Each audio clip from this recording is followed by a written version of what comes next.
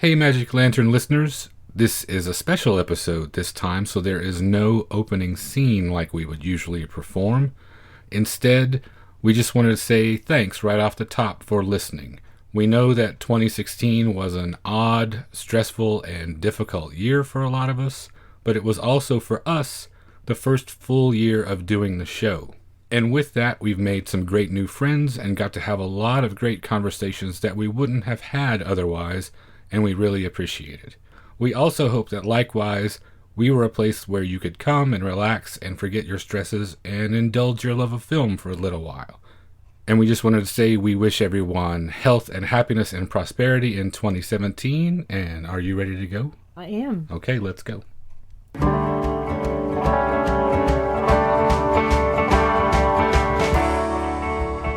Welcome to the Magic Lantern Podcast, an ongoing informal discussion of the films we love and the things we love about them. I am Erica Long. And I am Cole Rolane.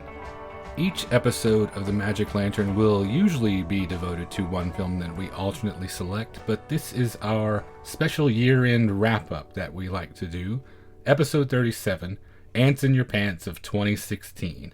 And before we get started, I just wanted to say, in the season's spirit, in the spirit of giving, it looks like I have passed my bronchial respiratory issues from last episode onto you, so you're welcome. Thank you. You may have thought that Abe Vigoda had joined us for the episode. No, it's me. It's Erica. I just sound like an 80-year-old man with adenoids. Well, Fish, tell us what Ants in Your Pants is all about. Like last year, these are films that we saw for the first time and made the biggest impression on us. In addition to the Halloween wrap-up episode that we did back at the end of October, we were able to tackle a lot of titles that were on our must-see list, or we also stumbled upon a lot of choices that were not previously on our radar. These films are basically in the order in which we saw them this year. Now, I do have a bone to pick with you, even though I plan to cheat liberally throughout the episode. I do not doubt that. I do think that every year that we do this episode, we should be able to... both of them. All both of them. I'm talking about future years. Okay. We should be able to include as many titles as the year itself. Therefore, I should have 16 choices. Oh, I thought you meant 2016, which... I would have a hard time narrowing it down. Is that your honorable mentions list? I see your point, but that becomes so unwieldy, and then the show just gets longer and longer. You're a crazy person. I had the terrible task of whittling down this huge selection of wonderful things that I saw for the first time into a list of 10 titles. For example, here's my first cheat. Even though this year was all about Giallo for me, I watched so much Giallo. I actually had to take out some of those options, for example, Blood and Black Lace and The Strange Vice of Mrs. Ward, in order to make room for things that rose to the top of the list. So Giallo isn't represented on my list at all. Well, if you had to take those two off, this must be a really good list. I think it's pretty darn good. Do you think yours is pretty darn good, too? I really enjoyed reviewing this, actually. This episode is going to be a lot of fun. So, do you want to tell us what your first choice is? The first choice is actually our shared choice. We only have one this year. We do. And we kicked off the year in an incredible way with Wim Wenders' Road Trilogy from 1974, 75, and 76. We have Alice in the Cities, Wrong Move, and Kings of the Road. The common denominator through all three films was Rudiger Vogler. In addition to cinematographer Robbie Mueller, who is also a longtime collaborator of Wenders. Great point. To tell you a bit about each of the films, we start with Alice in the Cities, which is the story of a German journalist who is saddled with a 9-year-old girl after encountering her mother at a New York airport. We transition into Wrong Move, which is about 6 days in the life of Wilhelm, a detached man without qualities. And finally, we wrap up the trilogy with Kings of the Road, about a traveling projection equipment mechanic who meets with a depressed young man whose marriage has just broken up, and the two decide to travel together. Okay, which one of these was your favorite? far and away Alice in the Cities. And that's hard to say because all three are tremendous. But anything with a kid and America and finding heart and discovering your own empathy and exploring human relationships with someone who is so interesting to watch, and you feel so much of their dilemma and hardship and journey, Alice in the Cities was amazing. Me too. If I had to just pick one out of the three, which fortunately, since we're going to cheat and count this as one entry, Definitely. we don't, Alice in the Cities was also far and away my favorite. The thing I like so much about these movies, and Alice in particular, like you mentioned, is their scale, emotionally speaking. It's always modest, and Wenders is always that way, even in more ambitious films like Wings of Desire, for example, for me, boils down to that handshake between Peter Falk and Bruno Ganz. And in this film, in much the same way, when Vogler is walking Jelle Rotlander through the airport holding her hand, everything that is swirling around these characters and everything that's happening to them in kind of a whirlwind stretch boils down to that literal and metaphorical connection that they are making to me right there. As I mentioned, to me it felt like it had the most heart, and I love exploring all of these tangled and deep emotions that enter even into the most basic human relationships, entered into relationships between strangers, which is what that is. I'm also amazed at how Wim Wenders can make me feel like I am watching a community experience that means something to me. Even in a foreign country, I feel like I'm at home. There's something specific about the traveling aspect of it that probably is what is engaging that part of your heart and mind, I guess. These moments of connection that I'm talking about are very specifically forged in these conditions you only find yourself in when you're traveling, when you're in transition, which makes it especially appealing to me. We've talked a ton on here about how travel is important to me and how much with the band I've seen the country and the people that you encounter in those conditions. And it's very true. When you are on the road this way, with a group of people either that you don't know at all or that you know really well, it spawns very specific circumstances. And bonds are forged in those ways that don't occur any other way. And these films capture that perfectly. I liked Wrong Move the least on the initial viewing. I think because I perceived the lead character as a little spoiled, and therefore it was harder for me to connect to him initially. But it has definitely risen in my estimation over the past year, and I find myself thinking about it often. Kings of the Road was much easier to get into, and I like it ultimately because it's a little lonelier than the other two, it feels like, which appeals to me a great deal, obviously. I think you also appreciate the character that Rudiger Vogler plays in that, and you fantasize almost about that kind of life, specifically being a projectionist who travels around. Yeah, it's fantastic. It appeals to you personally. Yeah, it hits me right in the heart. This trilogy is fantastic. Just released at the end of this year in great new Blu-ray transfers by Criterion, where you can collect them all in one place with a ton of neat extras, so I highly recommend seeing it. And I'm so grateful that we got to see those restorations on the big screen. Incredibly beautiful. You mentioned Robbie Mueller. Our beloved Austin Film Society comes through for us again. Okay, number 2 for me, one that I don't know that I could even convince you to see. You haven't so far. You've tried. Thundercrack from 1975, directed by Kurt McDowell. This is not for everyone. In fact, I think it's hardly for anyone. Yes. Who would you describe the audience for this film? If you find yourself sitting around thinking, I wish John Waters would stop fooling around and get weird, then maybe this is up your alley if you also like hardcore pornography. And if everyone involved would cut their usual budget by 500%. You could probably ratchet that number down a little bit. And when I say ratchet, I mean ratchet. The fact that it is not for everyone, or maybe even anyone, is why I think I love it the way I do. It was written by underground film legend George Cukor, one of the Cukor brothers, who also performs in it. And it is somewhere in that Venn diagram where Tennessee Williams, The Old Dark House, and Deep Throat overlap, which is a tiny, tiny spot. That this may be the only thing that occupies that area, ever. I cite Deep Throat intentionally because it contains a number of hardcore sex scenes. Nothing is simulated. It is right there on screen, and it is greasy and unattractive a lot of the time. And it happens in pretty much every combination of men, women, and gorilla, not an exaggeration, that you can think of. The story is pretty basic. Not an uncommon way to start out one of these types of things. A group of travelers assembles in a dilapidated home run by a dilapidated woman seeking shelter from a storm, but from there it spins wildly out of control. It is just so weirdly ambitious and truly unique for the kind of film that it is. You just have to marvel at how they came up with this and had the audacity to film it. The greatest sin I can think of when you look at all of the things that are my favorites or that I love is just to be bland. I would much rather have something be horribly offensive and terribly made, as long as it's not boring in the middle of the road and milquetoast.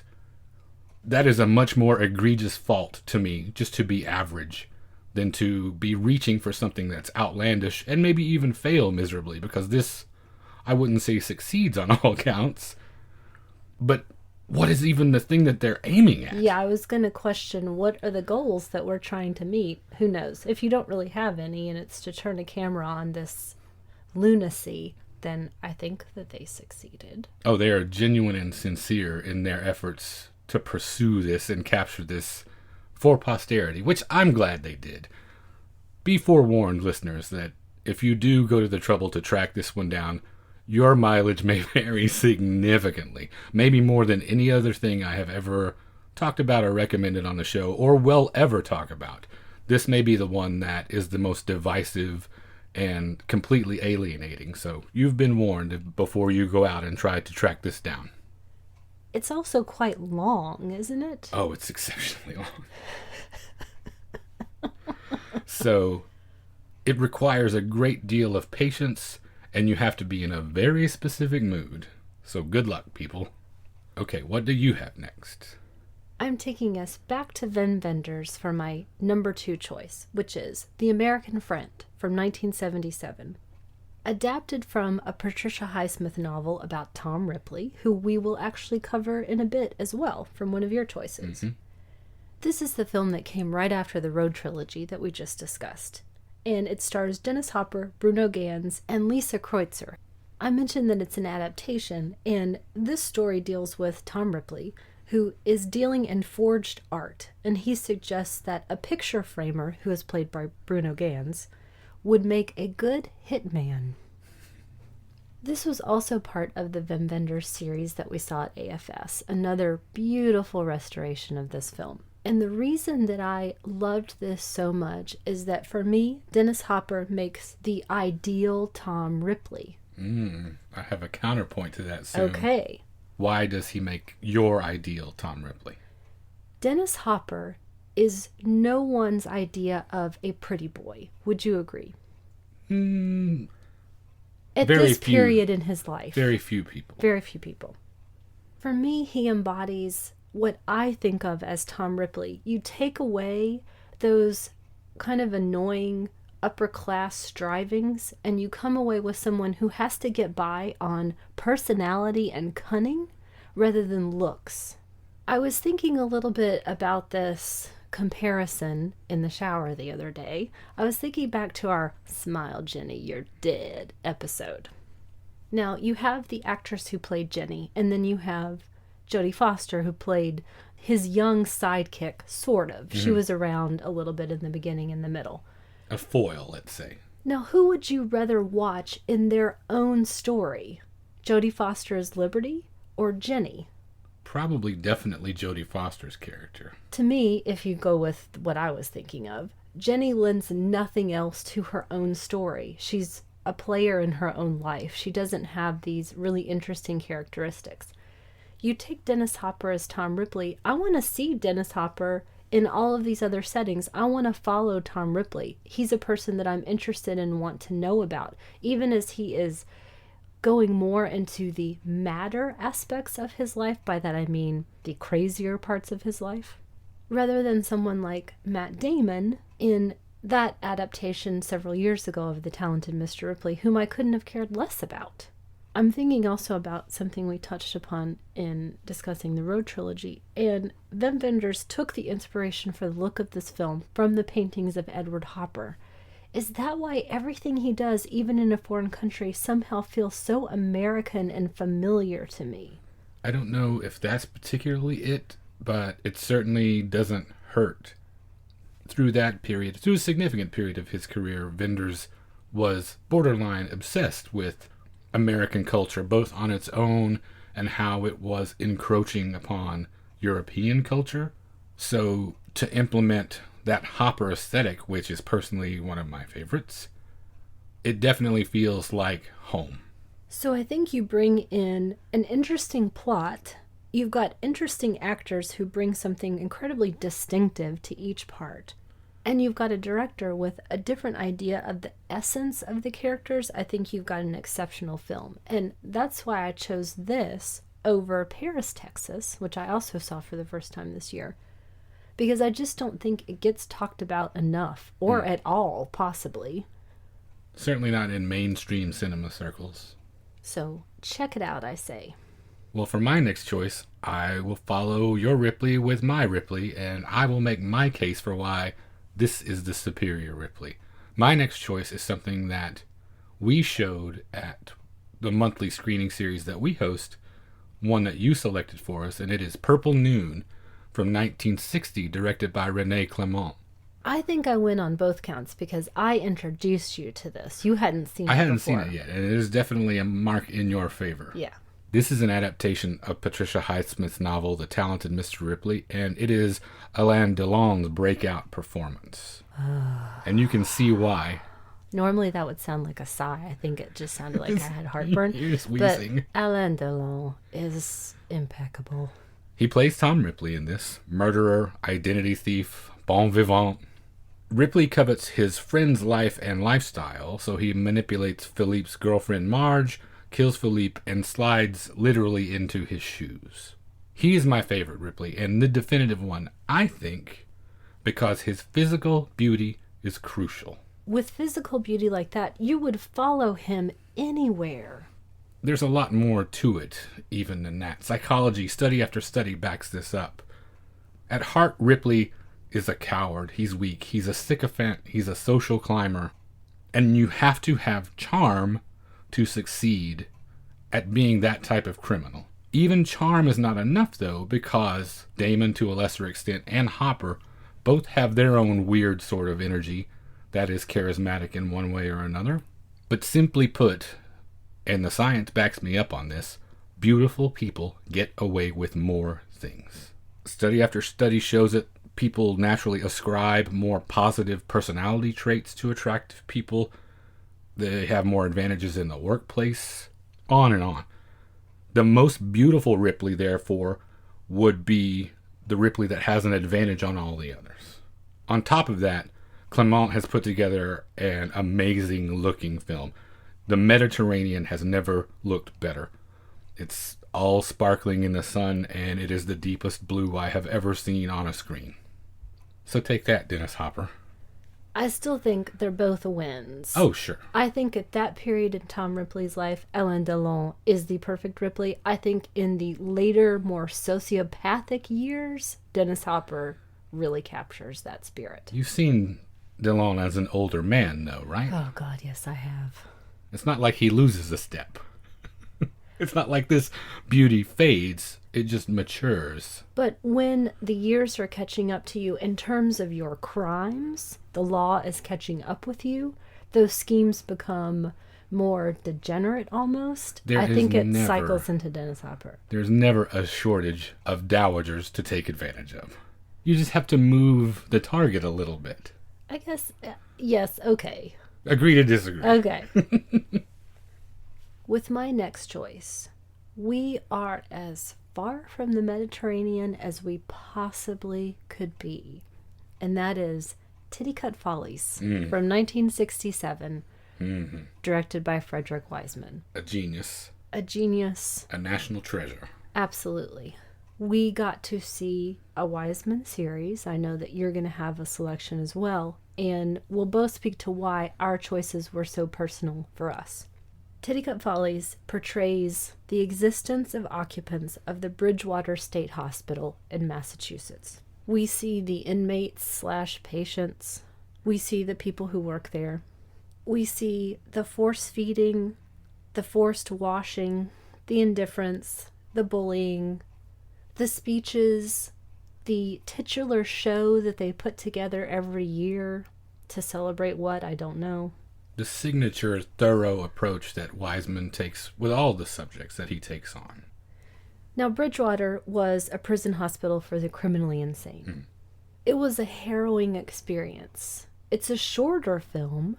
Thank goodness it's not one of his 3-hour epics. Right. I think actually I turned to you the minute it was over and said, I don't know that I could have gone any farther. I'm sure I was drenched in sweat. I know my knuckles were white. It's terrifying to a person like me whose biggest fear is winding up in an institution when you all realize that I'm actually crazy. Some people, it's ending up homeless. Some of us, it's actually being locked away like that. It's a kind of a standard thing, I guess. I'm one of those people. A couple of interesting notes about this film. Frederick Wiseman and John Marshall, who shot the film with him, spent 29 days documenting the conditions inside Bridgewater, and they shot about 80,000 feet of film, which wound up being this 84-minute feature. That's a lot of trimming. This is the only American film banned from release for reasons other than obscenity or national security. After the film had been completed, the state and the Supreme Judicial Court ruled that the film constituted an invasion of inmate privacy, and they ordered that it couldn't be seen by anyone, which was later changed slightly. Later it was decided that only people in the profession and educators would be allowed to see this film, so it wasn't available to the public for a very long time. After it was seen by some audiences and after a legal battle, Wiseman was forced to put a postscript at the end of the film. And the best part of that is he put what he was legally obligated to write, which is, and I quote, "A brief explanation shall be included in the film that changes and improvements have taken place at Massachusetts Correctional Institution Bridgewater since 1966." And the postscript that he included verbatim was, "Changes and improvements have taken place at Massachusetts Correctional Institution Bridgewater since 1966, period." Which I think made a huge impression. I know it did on me. It was a very final nail in the coffin, it felt like. It furthered the effect that Wiseman wanted and completely backfired on the people who forced him to implement that. Out of everything we saw this year, and maybe going back who knows how far, no film that I can recall in recent memory has tested my limits the way this one did. And that is not a condemnation. That is an absolute endorsement. But it is definitely a test of your constitution. I think about this a lot in that we just viewed Hunger, the Steve McQueen film. When is it that we lose our humanity? Who gets inspired to be a guard in one of these places, and then who stays, as a lot of these people have? And the person who spoke the most to me, again, that secret fear I have, what's it like to be the man who was insisting that staying inside this institution was making him crazier and preventing him from getting better? Making very valid arguments. Coherent, relevant arguments. Even though the mask would slip a little bit, he was obviously troubled. He obviously was at least slightly mentally ill. But the great majority of what he was saying, taken at face value, is a very reasonable argument. The most reasonable argument that you could make in that given position. And you have to view it all within the context of seeing what this actual facility was like. It was a nightmare, beyond description. No one should live there. So as you mentioned, getting boundaries tested, this is the one that definitely tested mine, and I can't recommend it enough. Well, let's move from one end of the emotional spectrum to the other. My next choice is Coeur d'Alilus. Is that right? Do you want to pronounce that for me? I think that was excellent. Or excellent. From 1932, directed by Anatole Litvak. And this is on the list for me because some things will stay with you as a complete experience rather than just the content of the film itself. We saw this at the Cinémathèque Française on our trip to Paris in April, and it stars Jean Gabin and is the story of a murder investigation. A detective infiltrates the Parisian underworld and gets tangled up romantically with a girl that could lead him to the murderer. Do you think that this was such a special experience because of where we got to see it? Oh, definitely. Yeah. All of that is part and parcel of why this is something I will never forget. The movie itself is good, but might not have made the list on its own merits. It made the list because of the circumstances in which we saw it, for sure. We were in Paris, in the Cinémathèque, in the Jean Epstein Memorial Theater, watching a young Jean Gabin singing and swaggering his way through the seedy underbelly of Paris in his native language, in French, no subtitles, so you could grasp it since you know the language, but I was just going based on the emotions and what I can make out of the roots of the language. And it didn't matter one whit. It was so much fun. We're in your favorite city in the world. We're doing what we enjoy most together, and I loved it, and surprisingly required very little to no translation to grasp almost all of it. It was a once-in-a-lifetime experience, but I hope we get to go back. I had so much fun doing this. The Cinémathèque is one of the most beautiful places on earth, and that experience is one that I will treasure for the rest of our lives. That's the first appearance of Jean Gabin on our list. Ooh la la. I think there are going to be more. Yes, definitely. But first, I've got a couple of lighter choices for us. Okay. The first is Scream of Fear from 1961. I did not get to watch this one with you. You fell asleep, I think. I said I was in a Hammer mood, and you found this one for me. It was directed by Seth Holt, with Susan Strasberg, Ronald Lewis, Ann Todd, and Christopher Lee, written by the Hammer Studios stalwart Jimmy Sangster. It's about a wheelchair-bound heiress who doubts her sanity when she sees her dead father's body just around the estate. This was great fun for me. I watched this on an afternoon. You were, I think, snoozing away. I was curled up on the couch, enjoying this on the projector, which was really fun, so I got to see it on a bigger screen.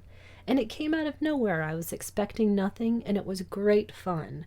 It's got genuine, interesting, multiple plot twists, some that defy some logic, but delivered with true emotional satisfaction and some great drama. Everyone in this is wonderful. I particularly enjoyed Ann Todd as the stepmother. She turns what could be a stereotype on its head right away, so as the audience, we're left wondering, where is this going to go? It also does that wonderful trick of showing you something in the very beginning and making you forget about it. The best part is, what I'm not going to reveal because I still want you to watch it. Okay.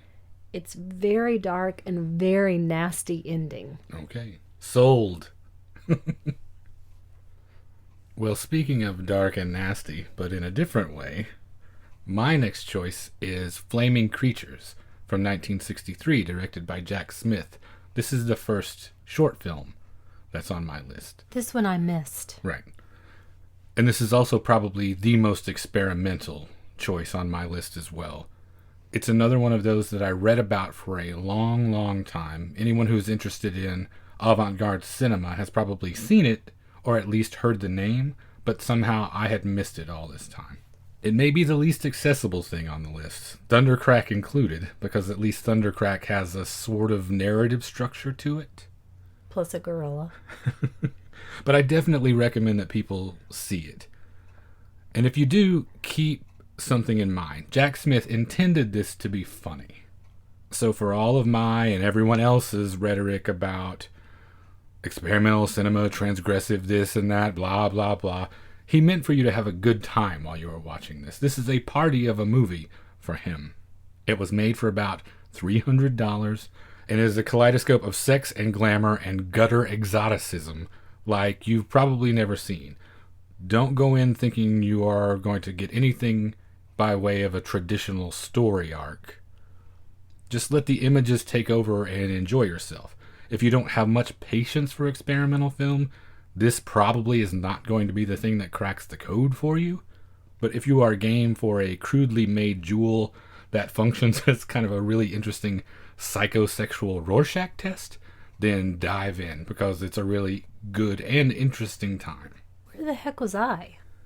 I don't know. You were not home that day, I guess. That seems odd, because we're together 95% of the time that we're not working. Well, it's on YouTube, so you can great. find it that way. So the next chance you get, we should check it out. And for my next choice, I'm going to make a little bit of a pitch for it as well, because it's not the greatest film ever. It's not my favorite film ever, but it really caught me by surprise. It was Shadow on the Wall from 1950. Another one I did not see. Yes, it was a TCM lark for me. Sometimes I just want to put TCM on and check out different genres and give things a try. You know, I like those more sort of short programmers as well. Mm-hmm. This didn't quite fall into that category. It's a little bit of an oddball. So this middle section of the year, since we're going chronologically, were we just not hanging out together at all? I guess not. Thank God that's over and you can give your cold to me all of the time. Anyway, this one was directed by Patrick Jackson with Ann Sothern, Zachary Scott, Gigi Perreault, and Nancy Davis, or as we know her, Nancy Reagan. It's the story of a very young child who is left mute by the sight of her stepmother's murder. Now, this one has stayed with me in an odd way. I actually would love to find a copy of it so that we have it. This sounds very Cornell Woolrich already. It does, and I do believe that you can find this on YouTube right now as well. But in the meantime, let me tell you a little bit more about why I liked it so much. I am not an Ann Sothern fan. I've never followed her. I've never been a particular fan. I haven't tracked down a lot of the titles that she's been in or really enjoyed her parts in things. So sorry to slag off Ann Sothern for you Ann Sothern fans. She's really playing against type in this. She's the actual bad guy, which we know pretty quickly, so I'm not giving away a lot of stuff. The best part is she straight up tries to murder kids, including her niece, multiple times by poisoning and by drowning. It's nasty. These kids are little sick kids in a hospital for orphans. Wow. Yeah. And Nancy Davis, who has never been on my radar, who I consider to be pretty stilted, and she doesn't have a vivacious, vibrant presence to me. Mm-hmm. It plays in her favor in this because she's playing a doctor. Now, this is 1950, let me remind you again. And the thing I appreciated most is that her role is never discussed. It's never mentioned, oh, you're a woman doctor? What? That never comes on the table. And she's never shoehorned into being a mother figure as well. So it's really interesting. She's professional all the way. And the stakes are as high as they can get in this because the young girl who witnessed her stepmother's murder and becomes mute, she's blocking all of this psychologically. Her father doesn't realize that he didn't kill the stepmother and is about to be executed for it. So you put all of that together and I think you've got a fun B or even C movie worth watching. Well, my next choice is a genre exercise too. My next choice is Symptoms from 1974, directed by Jose Ramon Larraz. And it stars Angela Pleasance and is, in my estimation, the jewel in the crown of Mondo Macabro's releases this year. Mondo Macabro, if you're not familiar with them, is a label that specializes in what they term the wild side of international cinema, a lot of exploitation type titles, and they resurrected this that was thought long since gone. It had disappeared for decades, and put together a great new presentation with this package that came out this year, and I thank them so much for it because it was a real highlight. It's about a woman who invites her friend for an idyllic weekend getaway in the country that then unravels fairly homicidally. It's wonderful. It is. It's a great genre piece. One of the best I've ever seen in the Women on the Verge subcategory. If you like Repulsion or Let's Scare Jessica to Death, for instance, this fits perfectly in with those, and you will really like this one. And if you want to watch Angela Pleasance do an amazing job. Yeah, she's fantastic in it. Its atmospherics and tone might put you in the mind of a mystery in the early going, but it's not so much of a whodunit in the traditional sense. It's more of a study of madness, and Angela Pleasance just nails it. She beams with this weird beauty when she's at rest that then gets ripped away in the more manic episodes. It's not serenity exactly, because you can see that her mirror is clearly cracked. Yeah, bless the folks at Mondo Macabro for this. It is definitely one you do not want to miss if you are a fan of that type of psychological thriller. And now back to Jean Gabin. Okay. With Moontide from 1942. This was the first entry in my series of Hell's Bells. Jean Gabin is the shit. If you didn't know that already, and I did know that already, and I was graphically shown that this year as well. It was directed by Archie Mayo, who replaced Fritz Lang. Mm-hmm. And it stars Jean Gabin, as I mentioned, Ida Lupino, Thomas Mitchell, and Claude Rains. We meet Bobo, played by Jean Gabin, who fears that he has committed a murder when he was drunk. Into his life walks Ida Lupino, who plays Anna, who tries to drown herself and is rescued by Bobo. And then we've got Thomas Mitchell, the beloved character actor, who wants to tear them apart for his own purposes. It falls into this category that's not noir, but has elements of noir, but is more about poetic realism. It's so foggy and doom-laden and romantic and claustrophobic and frightening. There's this sense of dread that permeates everything, down to the scene later on in the film when the yacht comes in, and I assume that something terrible is going to happen at that point. But it's wonderful to watch how each of the characters approaches their fate. And the ending is a killer, literally. I think you can clearly see the handprints of Fritz Lang in parts of it. Mm-hmm. Otherwise, Jean Gabin's performance rises above the other wonderful actors in this. Ida Lupino has never been more charming and fragile and vulnerable. Thomas Mitchell, fascinating. And Claude Rains. I loved him an awful lot. He's wonderful. He's the person that you want as your friend and your companion who's striving for you. For me, it felt like real and interesting life. And there are interesting threads to consider, one of which was Anna's reasoning for attempting suicide in the first place. There's a brief statement made, but it's really up to Ida Lupino and the setting to make you understand what is inside her heart and why you can empathize with her in that position. Not too much is told to us, which I really appreciate. And I remember at the end feeling suffused with love and light for you and for Jean Gabin and for Ida Lupino. A huge highlight for me.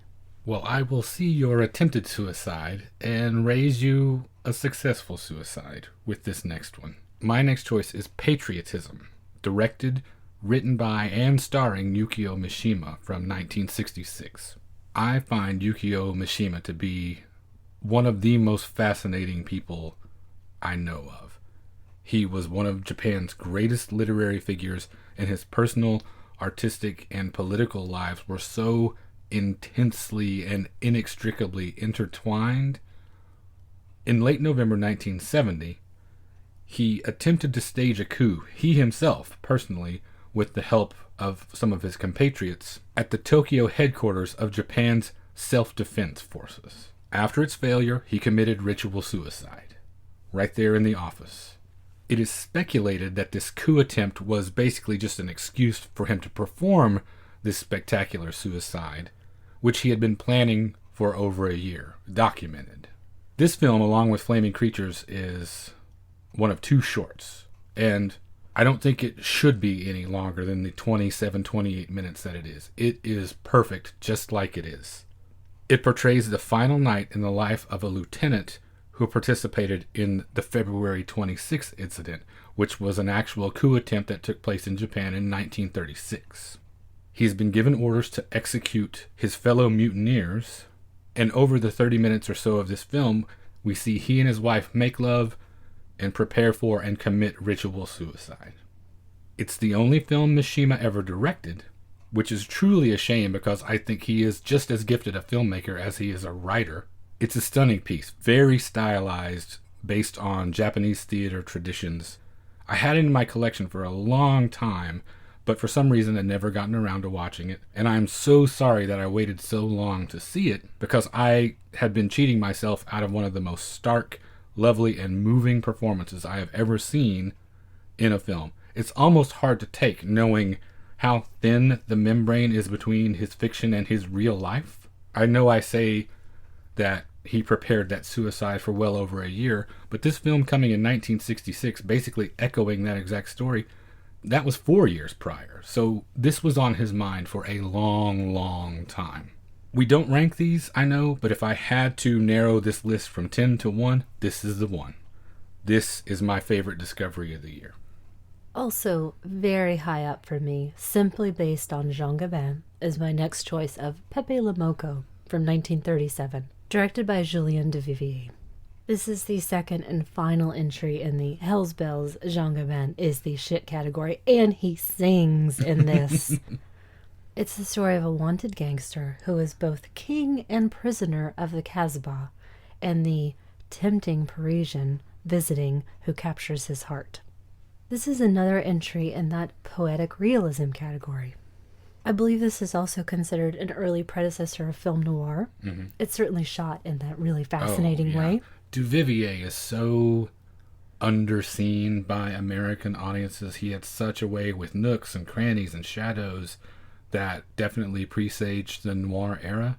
I wish more people saw what Julien Duvivier does. And we've got a great collection of his work, right? Mm-hmm. So this film is about wonderful dialogue.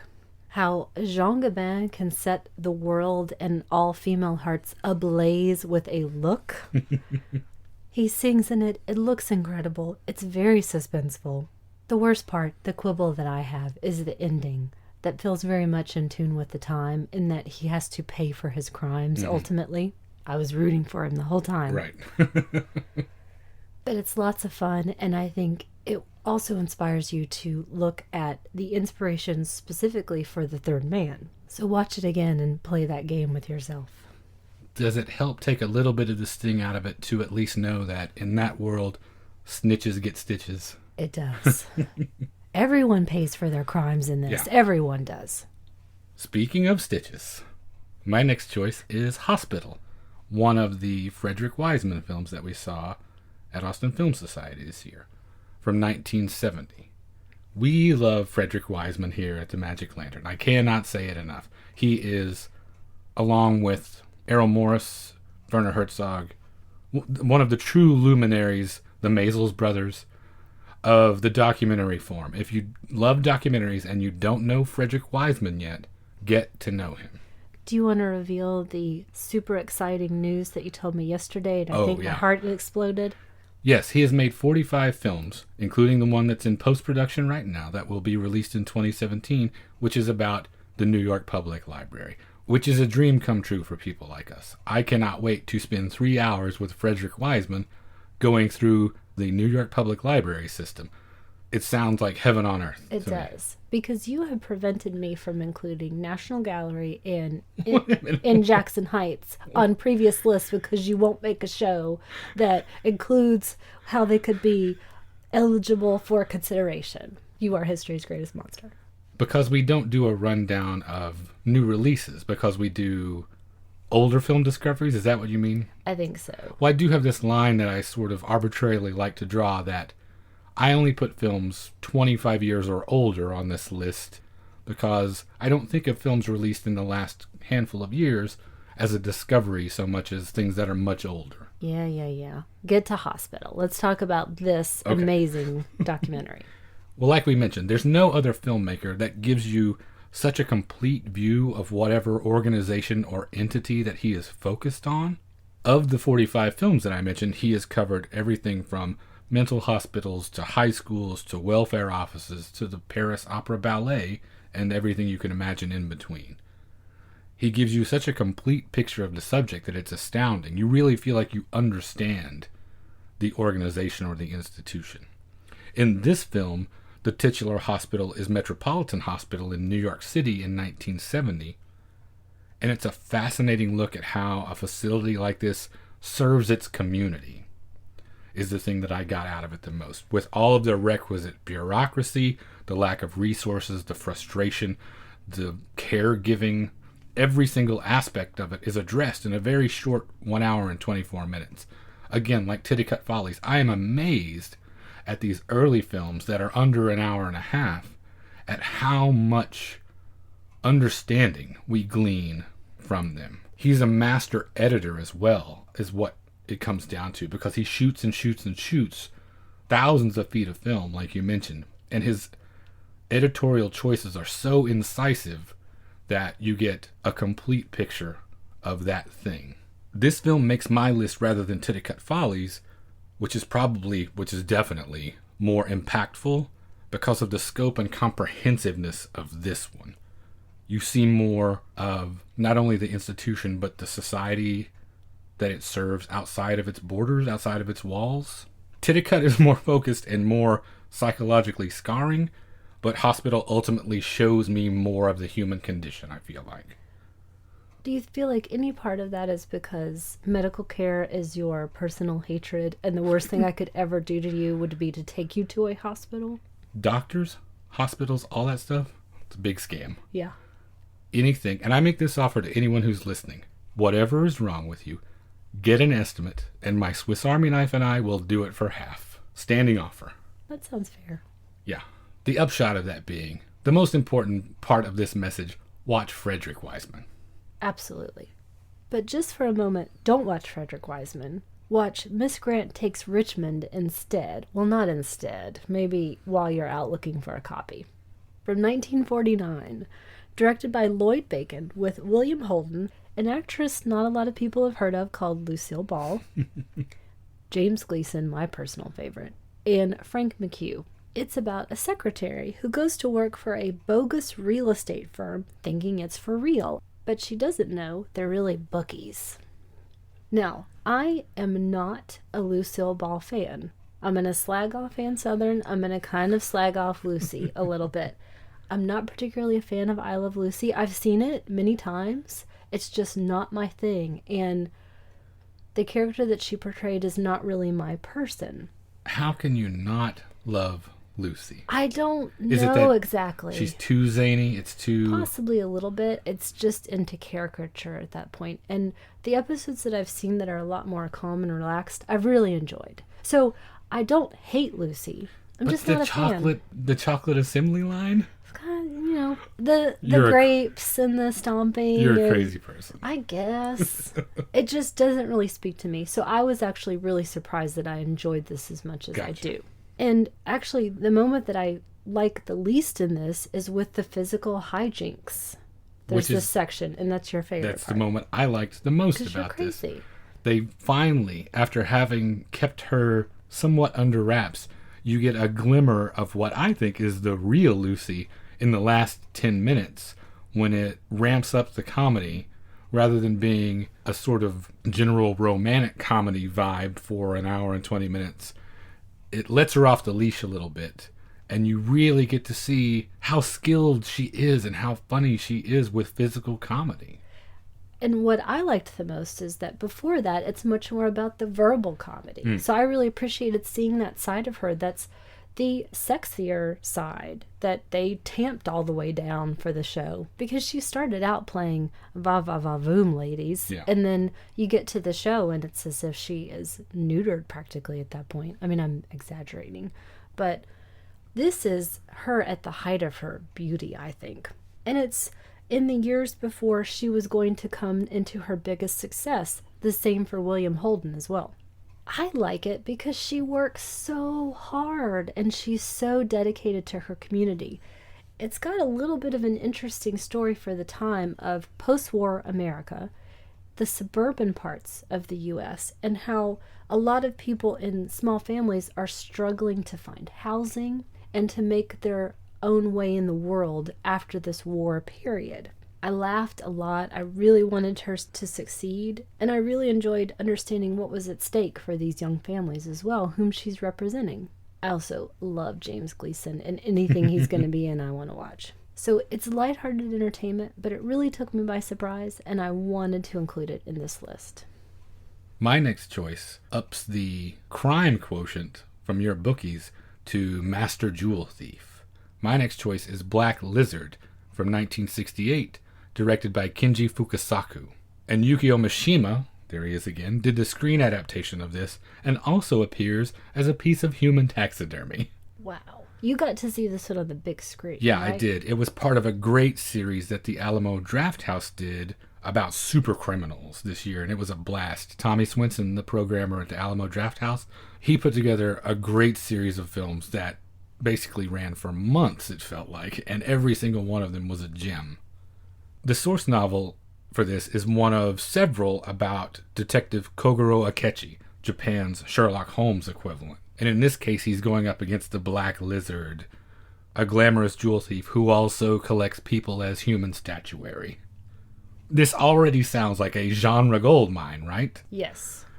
Add to that the fact that in this version, the Black Lizard, a female supervillain in the novel, is played by drag superstar Akihiro Maruyama, so the subtext and implications in their cat and mouse romance game is through the roof. Unbelievable how much twisted nuance it adds to everything. On top of that, Mishima, in his inimitable way, his adaptation focuses heavily on love and sex and beauty and death and all of their interconnectedness in that way that only he could do. It was such a daring take on the material that could have really failed miserably, but it threads that needle just right. It is just enough complication, just enough camp, just enough decadence. I think it is genius and definitely one of a kind. It's hard to see in the West. There are only sub copies of VHS tapes floating around, it seems like. So one of these days, I hope one of these companies like Mondo Macabro finds this and restores it to the beauty that it deserves. It sounds a lot like Irma Vep to me. Those things are very definitely connected. I can't wait to see it, hopefully someday. There's a version of it that came out in 1962 that plays it a little straighter, that is probably a little on the boring side. So don't confuse that with this one. Find the one from 1968. Speaking of boring, this is what I thought my next choice was going to be and why I had studiously avoided it for years. Well, now I'm super curious what this is going to be. It was Kiss Me Kate. Oh, okay. From 1953. The show debuted in 1949. Now, how could you, loving musicals the way you do, how were you so convinced this was going to be a dud? I really thought it was going to be square, I guess. Okay. You put it in the time period, images that I had seen. I think I just had this idea in my mind that with all of the work, the music and lyrics by Cole Porter, that it was going to be just more staid than I was interested in. Okay. Which is crazy because it explodes off of the screen. And actually, they had to tone it down for the movie version, so I would love to see the stage version of this. Interesting. It was directed by George Sidney. Music and lyrics by Cole Porter, as I mentioned, adapted from the book by Samuel and Bella Spivak. Of course, it's based on Taming of the Shrew. Mm-hmm. It's a backstage show. It's the behind the scenes of a theatrical version of Taming of the Shrew that a divorced couple are putting on, played by Howard Keel and Katherine Grayson. It's also with Ann Miller, who does a wonderful job. This was essentially Cole Porter's response to Rodgers and Hammerstein's Oklahoma and other integrated musicals. Now, before that, it was very much more of a review kind of a show where you'll see people doing scenes and the numbers stand out, but they're not, as I mentioned, integrated into the story. Mm-hmm. This was the first show that he wrote where the music and lyrics were definitely connected to the script. This does what every musical should do, which is set me on fire, make me want to dance, make me sing, make me actually really like Katherine Grayson. I don't particularly enjoy those kind of high sopranos. When she gets down and dirty in her lower register to sing I Hate Men, it's a great moment. Also, yowza for the costumes. Yeah. Whoa. There's some bulges happening, by the way.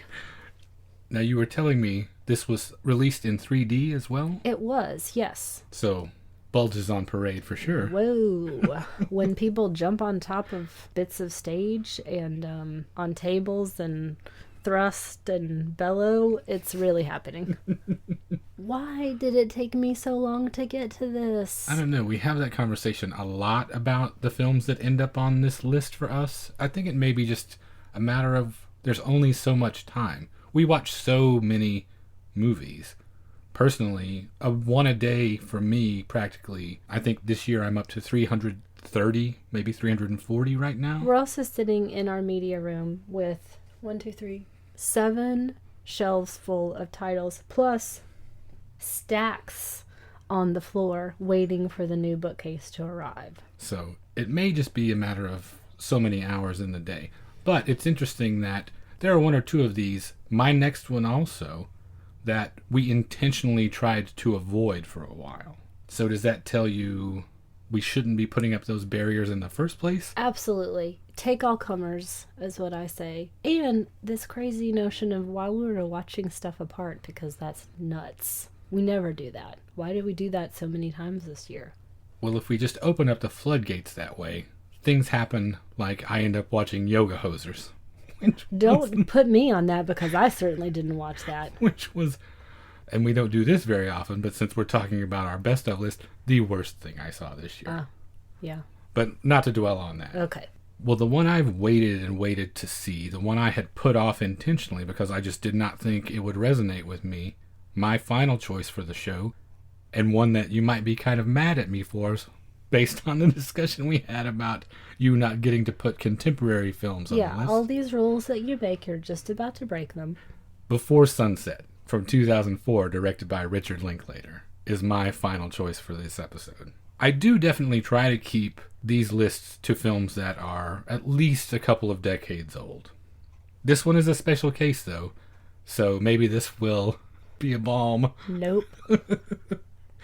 It needs to go on the list for a number of reasons. One, the primary reason I chose it is because I would not have seen it without you. Yes. Since I'm constantly digging at the fringes of cinema for that next thrill, I know that you sometimes worry about being able to surprise me with things or introduce me to things that I have never seen. And this is proof that you should not worry about those things.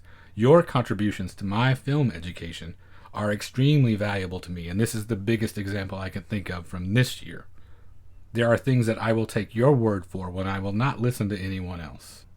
2, I chose it because it was, to my mind, one of the great successes of the monthly screening series that we do.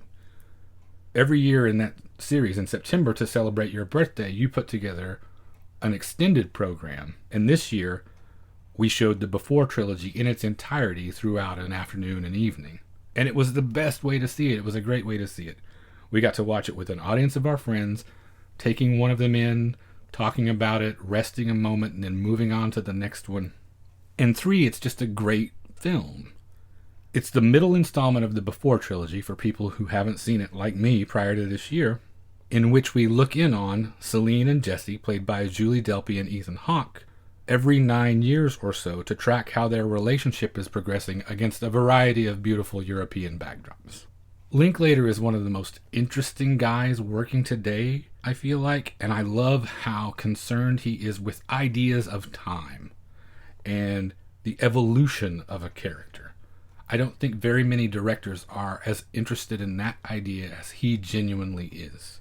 I favor this film out of the 3 because the first and the third suffer occasionally from instances of characters living out relationship stereotypes, which completely turns me off. The example I'm thinking of in particular is the dinner scene where the group of people is collected around the table in Before Midnight, and there's a lot of this making jokes at my spouse's expense sort of thing that apparently is stuff that people do, clearly because so many people relate to it, but I can't stand that stuff. It's so lazy and one note. So that, even if it is true for a lot of people, takes me out of it. This one, though, is a little tighter, a little more true, a little more resonant for me, and I think it's the one of the 3 where Julie Delpy gets to sink her teeth into it the most. So for a number of reasons, it was my favorite of the series, but the entire series is very worthwhile, and I think you definitely need to see it, experience it as a complete whole, to understand how great they are individually, but to me especially how great Before Sunset is. I'll have a little bit to say about that later when we get to the questions portion of the show. Well, then what is your final choice for now? Now, I had my entire list compiled, and then we went to see For All Mankind. And I had the terrible process of taking one out to put this in because there's no way I could not have included it in this list. From 1989, directed by Al Reinert. Now, we had the distinct honor and pleasure of watching this with the director and with several members of the original flight operations crew from NASA, including a current flight director. Yes, we had people who worked on all of the Apollo missions and someone who is currently associated with the International Space Station. So it provided so much interesting background and context that we would have otherwise missed out on. Now, without that, I would have just been in awe of the film, regardless. It features the astronauts and NASA ground crews in their own words, documenting the Apollo missions. It represents various moments in all of the Apollo missions put together as one grand vision of what it was like to be there. It's essentially a discovery. Al Reinert went to NASA and found over 6 million feet of film that no one had ever done anything with. He put this together. He elected to focus on the human aspects of the space flights, what it was like, in his words, to send humans to another world. The score is by Brian Eno. I can't say enough about this. I can't say amazing enough. I can't say awe-inspiring. I can't say jaw-dropping. I can't say beautiful and heartbreaking and frightening and suspenseful and overjoyed enough times. I will mention again about the flight engineers and directors. I could have spent hours with them. I want to hear everything. Frederick Weissman, please go and talk to them somehow. I want to know everything about everything, every minutia of technology and process. My favorite part was thinking about how they first, number one, in Gemini and Mercury missions and into Apollo, had no digital process of any kind or technology in use. They started with, what was it, 32K of RAM? It's unbelievable. It's unbelievable. And then one of the engineers holding up his iPhone 7 and talking about what can be done now. Mm-hmm. They basically went to the moon with the power of a Commodore 64. It's insane. It's extraordinary to look at and to listen to. And that ends my year. Well, that was a pretty good year at the movies then, if that's the case. Those are pretty fun lists when I glance back at them and see what we have, including some things on yours that I am very anxious to get to that I still haven't caught yet. Well, before we wrap things up, one of the other things that I want to do with this special year-end episode, we like to take questions from our listeners, our friends that listen to the show and interact with us regularly, contributed a fun group of questions for us this time. So I was going to ask you, from Matteo Boscarol, in addition to the discoveries we made this year, are there rediscoveries that you made? Films that you revisited or looked on in a new light this year? Mine was the Before trilogy that ended your list. As you mentioned, I showed it for my birthday month. And I had not gone back to the films separately since I originally saw them as they came out and as I was the age of the characters at the time. Number one, coming back to them was great fun. The best part of that was seeing them together, as you mentioned, and watching the journey as a whole at the age that I am now, which is 41. And going through this process with the characters, they stayed in my mind throughout those years. I wanted to see what I remembered correctly, what worked for me then may not have worked for me now, and vice versa. And also having the opportunity to watch them as a married person as well. It was a great rediscovery. I still, though, really enjoyed seeing them at the time. You have no other context but to take them as they are. You don't have any foreknowledge, you don't have any hindsight. So you're taking the work as it stands. But, of course, now I can't say to anybody to go do that. So I agree, watching them as a collection is a great way to go. But I don't want to trade the experience I had of experiencing them as they came. And how about for you? Well, I've got 3 relatively short takes for mine. Are you taking a page out of my book with answering a question with three things? I really would like to commend you for your restraint this time around. Thank you. So I am, yes, going to take a page out of your book and offer 3 choices instead of 1. The first of those is George Washington Slept Here from 1942, directed by William Cayley, who made one of your favorite Christmas movies ever that we just had at our screening this month, The Man Who Came to Dinner. George Washington Slept Here features Jack Benny and Ann Sheridan, also in The Man Who Came to Dinner, and it's a comedy of errors about a couple who buys a farmhouse that looks like it's going to be a money pit. Jack Benny is top-notch Jack Benny in this thing, but Percy Kilbride, who most people probably know as Pa Kettle, is the secret weapon in this thing. He is so dryly funny and cuts through all of the hijinks with his simple, rustic, perfect delivery. He's fantastic in this. I saw it at the Paramount years ago, so I got to see it on the big screen, but we recently got a copy, and it was great to watch it with you in this context and just have a genuinely fun time with a movie with you. My second one is Several Friends from 1969 by Charles Burnett. Another film that we showed at one of our screenings this year was Burnett's Killer of Sheep, one of my all-time favorite movies. And this short feels like a test run for that. And I came back to it after we showed Killer of Sheep because it, along with a ton of other great extras, is included on the DVD release from Milestone Films, another one of our favorite companies. If Killer of Sheep is the mighty oak, then this is the acorn, and people should really dig into Charles Burnett's history and check it out. And finally, I'm going to take one from you, For All Mankind. Since I'd seen it before, it wasn't a discovery for me, but it's another one of those instances where the film-going experience adds so much. Context is everything. There's so many things that I love about the film, but seeing it with the people that were there for it. For instance, we were there with the guy who is individually responsible for making the decision that saved Apollo 13.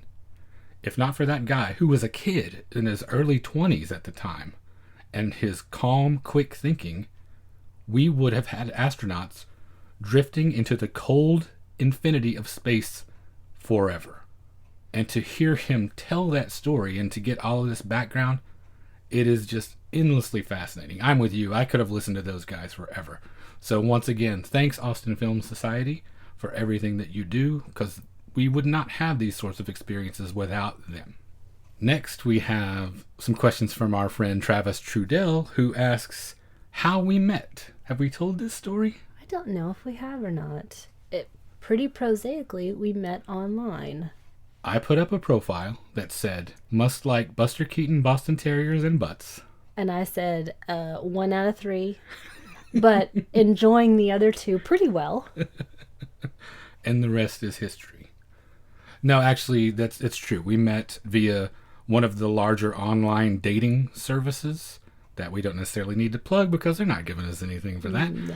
But it was one of those things where, for me, I don't know how much the audience knows this or not, but I've been straight edge my entire life, and therefore, meeting people in real life often comes with a high percentage of disappointment on my end or theirs when it becomes clear just how much this new person that I just met values alcohol in their life, and therefore we are likely going to be incompatible.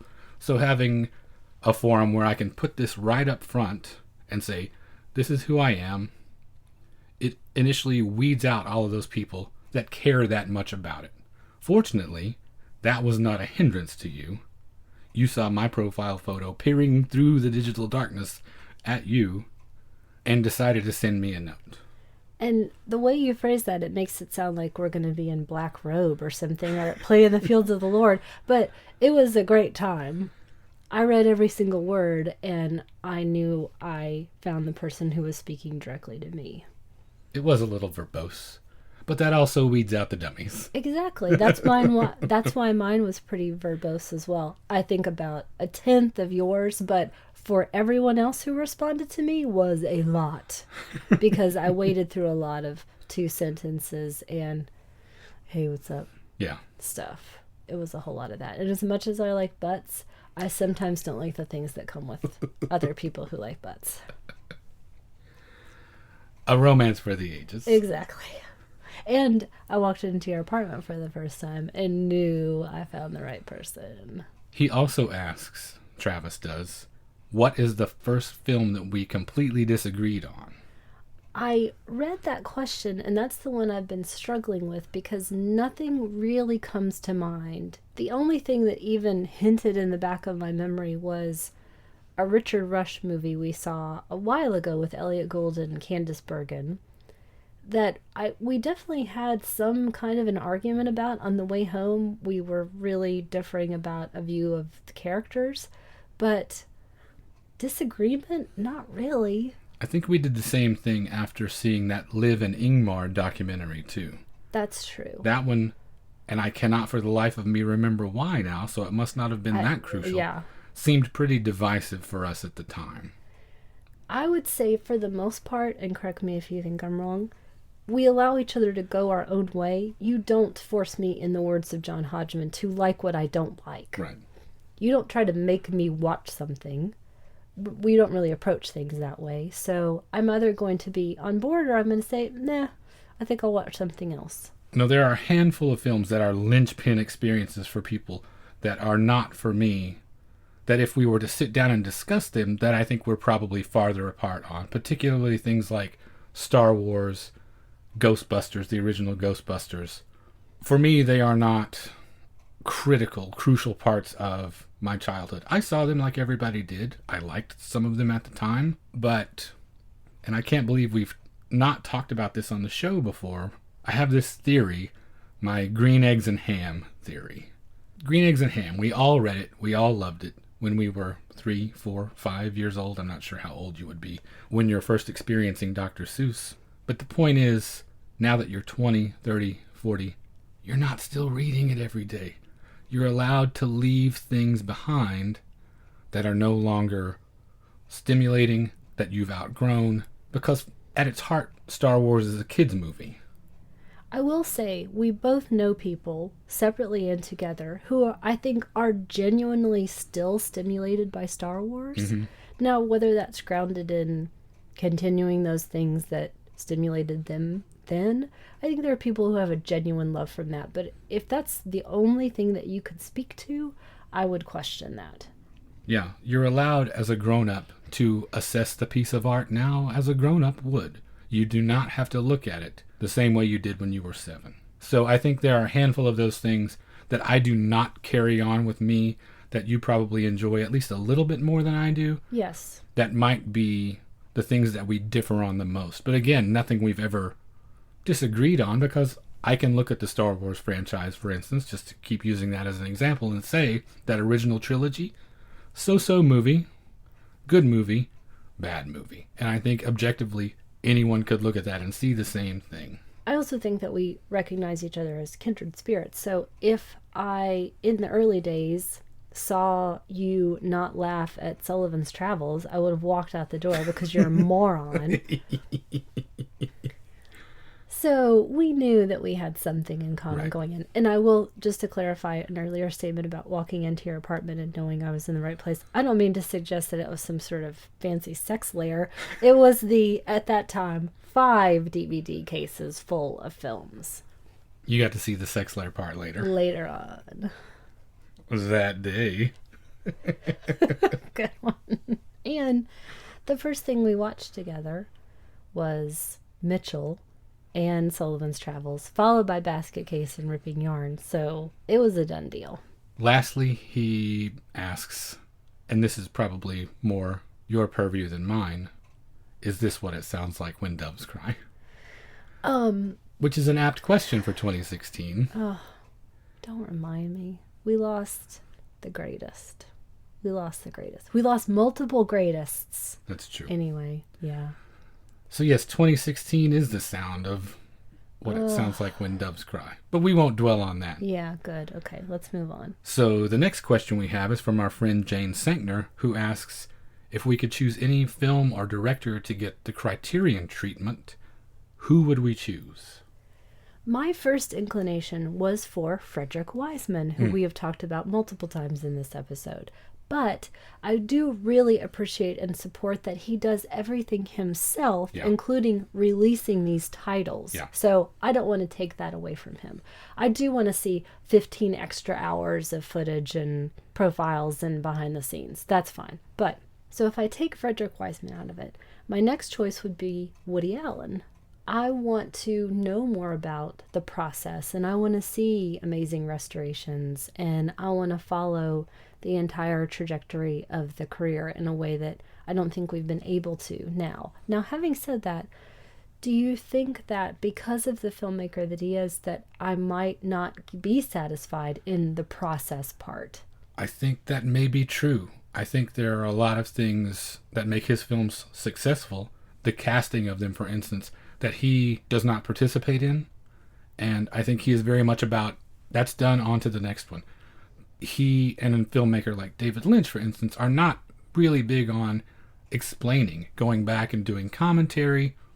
They put the work out. The work stands on its own. Make of it what you will. I don't have a lot to add after the fact. I am making the next thing instead. So they could cobble together sources from a lot of other places, but I don't think that insight would be coming from Woody Allen himself. I will listen to Tony Roberts talk about whatever. That's true. That's fine too. Well, I approached it, again, your way, and I have one choice for each option. All right. For an individual film, I want more than anything a quality print with lots of extras of Betrayal from 1983, directed by David Jones. It's one of my all-time favorite movies, and it's only ever existed on VHS, which is criminal. It's from the Harold Pinter play. It stars Ben Kingsley, Patricia Hodge, and Jeremy Irons. No slouches. No. And it follows an extramarital affair in reverse chronological order. I love it. I saw it first when I was 14, I think, and it seemed so adult at the time. I think you're right. It is. And I have never forgotten it. I may have even in my early 20s written a cycle of poems about it. Whoa. Not revealed to me in your online dating profile, but would have also sealed the deal. And as far as a director, I would love to have a collection, a really nice box set of the films of Apichatpong Weerasethakul, the Thai filmmaker. In particular, I would like to see Tropical Malady, Syndromes in a Century, and Uncle Boon Me Who Can Recall His Past Lives. His movies are so on my wavelength. I don't know that everyone would enjoy them the same way, but if I could pick one person whose work to collect and have a really extravagant set of, that would be the guy. Finally, Eric Parkinson asks, which episodes did we have the most fun making, or are we the most proud of? I'm a little bit embarrassed to reveal that I forget everything that we've done the second we walk out of this room. You're the Woody Allen of the pair. I guess. I that makes me think. Sorry, I have to share my favorite Simpsons line when Ned said, I like going to his movies, but they always feature that nervous fella. Anyway. So I forget everything, and I tend to forget previous films that we've done, wide swaths of time, but a couple of things do really stand out. I had great fun doing Texas Chainsaw Massacre. Mm-hmm. That was a big highlight for me, and that was a lot of... I enjoy it when we have some laughs and we do some jokes. And I enjoy it when I'm the one doing them and people tell me about it later. So that was a big highlight. We had a lot of fun doing Payday, right, definitely. too. Which is not a big yuck fest of a film, but we really enjoyed just the process of sitting here talking about it. Yeah. I also really liked doing No Country. That was a lot of things that we hadn't talked about before that were revealed in the episode, and a lot of interesting discussion that I heard from you, I think. Yeah. Well, the episodes that are both at once for me, that I both enjoy and am the most proud of, are the ones that we've done with guests. With Brian and Sela from Pathway Comics and with Lars from Austin Film Society.